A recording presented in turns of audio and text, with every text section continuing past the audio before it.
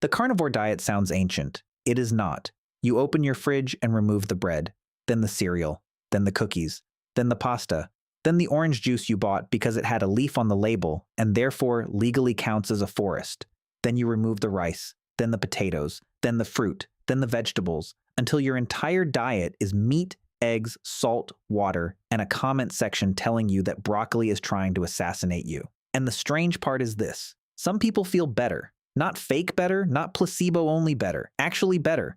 They lose weight. Their appetite gets quieter. Their digestion changes. Food stops being a daily math problem. The kitchen becomes simple. The rules become simple enough for a tired person to follow. And that is why the carnivore diet is so convincing. Not because the entire theory is proven, because the first part can feel very real. But here is the trap.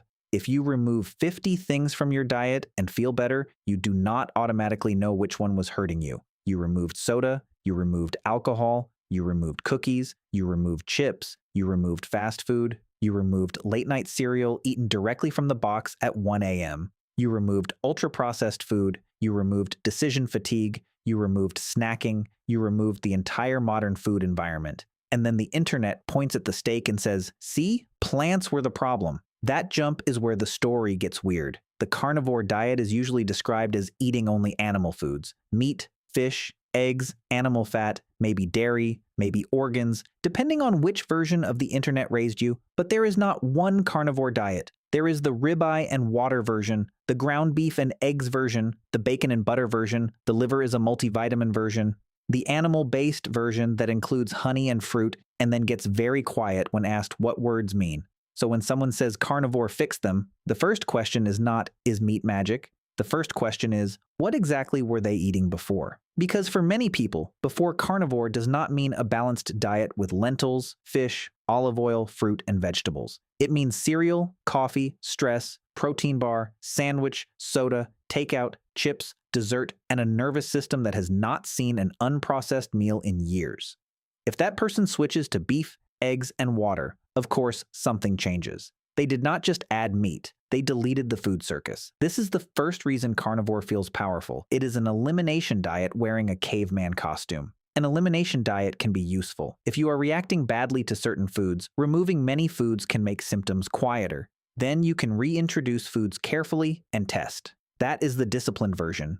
The internet version often skips the second half. It removes everything, notices relief, and declares the entire plant kingdom guilty. That is like turning off every breaker in your house, noticing a buzz stopped, and deciding electricity was the problem, but you do not know until you test. The second reason carnivore feels convincing is appetite. Meat is high in protein. Protein is filling. It takes work to chew. It takes work to digest. It gives the body amino acids it actually needs. And when a diet is mostly protein and fat, a lot of people naturally eat less without counting. This is not mystical. It is a rule change. Modern food is often designed to be soft, fast, salty, sweet, fatty, and easy to eat past fullness. You can eat 1,000 calories of chips and still feel strangely unfinished. Try doing that with steak. At some point, your jaw files a complaint. So a person goes carnivore, and suddenly they are not eating every 2 hours. They are not passing vending machines like religious tests. Their hunger has fewer buttons to press. That can feel like freedom. And honestly, for some people, it is. The mistake is turning that freedom into a universal law, because I feel better without ultra-processed food is not the same sentence as humans should eat only meat. Those are different claims. One is very plausible. The other needs much stronger evidence. This is where the ancient human argument enters the room carrying a spear and a podcast microphone. Carnivore influencers love the ancestral story. They say humans evolved eating meat. They say plants were survival food. They say agriculture ruined everything. They say the modern grocery store is a trap. Some of that contains a real signal. Humans absolutely ate animal foods. Meat mattered. Fat mattered. Organs mattered. Hunting shaped us. Cooking shaped us. Sharing food around fire shaped us. But humans ate meat is not the same as humans ate only meat. Ancient diets were not one diet. They changed by season, place, climate, skill, tools, luck, and what was not fast enough to escape.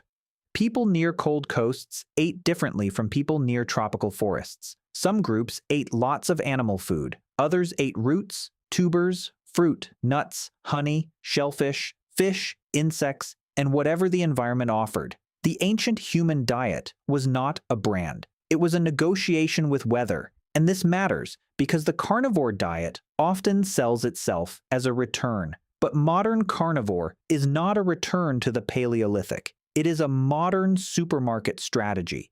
Your ancestors were not buying shrink-wrapped ribeye under fluorescent lights while watching a man explain that carrots destroyed civilization. They were hungry, they were moving, they were sharing. Sometimes dinner was meat, sometimes it was plants, sometimes it was a very sad root that took 40 minutes to dig out of the ground. The past was not pure, it was practical. Now, to be fair, carnivore is not convincing only because of aesthetics. There are actual reasons people report benefits. If someone has obesity, blood sugar issues, binge patterns, gut symptoms, or constant cravings, a strict, simple diet can feel like someone finally turned down the volume. And when a person has been dismissed, mocked, and confused by nutrition advice, that feeling is emotional. It is not just food, it is relief. This is why you should not talk about carnivore followers like they are all stupid. Many tried softer solutions and got nothing.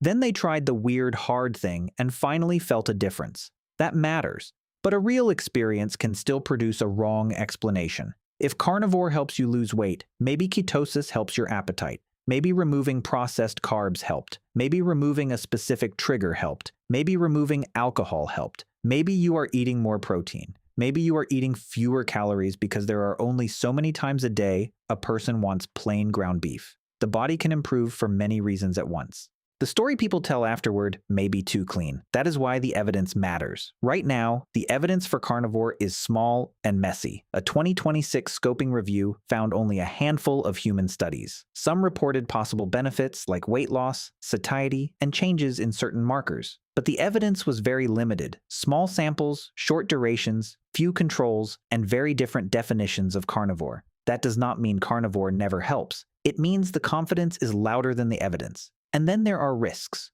The boring word is nutrients. The carnivore internet hates boring words, which is unfortunate because boring words are where your body files paperwork. If you remove all plant foods, you remove dietary fiber. You remove many phytochemicals. You make vitamin C, folate, magnesium, potassium, calcium, iodine, and other nutrients depend heavily on exactly which animal foods you choose. If you eat liver, eggs, seafood, bone-in fish, dairy, and a carefully planned variety, your risk picture is different from someone eating bacon, cheese, butter, and steak while yelling at spinach. But that is the point. The diet is sold as simple, while the nutrition problem is not simple. Then there is LDL cholesterol. Some people on carnivore see LDL go up, sometimes a lot. The internet has built a whole castle around explaining why that might not matter for certain low-carb people. Maybe that debate is worth studying. But if your blood work changes dramatically, that is not something to solve with a meme. It is a medical signal, not a moral failure, a signal. And signals deserve follow-up. The same is true for red and processed meat. Red meat has nutritional value. It has protein, iron, zinc, B vitamins, creatine, and other things the body can use. But processed meat is not the same as steak. But high long-term intakes of red and especially processed meat have enough concern around them that serious health organizations do not treat them like harmless background objects. Again, the honest answer is not meat is poison. That is lazy. The honest answer is dose, type, person, context, and time matter.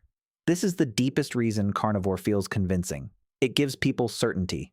Modern nutrition is chaos. One expert says, eat plants. Another says plants are defense chemicals. One says, avoid fat. Another says fat is your friend. One says breakfast is essential. Another says breakfast is a serial conspiracy. Eventually, a person gets tired. And then carnivore arrives with one rule: eat animals. That is it. No macro calculator, no rainbow plate, no ingredient label decoding, just one rule. Psychologically, that is powerful. A simple rule can beat a perfect rule that nobody can follow. But simple is not the same as true. Simple is a tool. It can help you escape chaos. It can also become a cage. The best version of this story is not that carnivore is evil. It is that carnivore reveals something broken about modern food. People are not drawn to eating only meat because life is going great. They are drawn to it because normal eating has become strangely hard. The modern food environment is loud, processed, engineered, cheap, confusing, emotional, and everywhere. It tells you to snack constantly, then blames you for being hungry.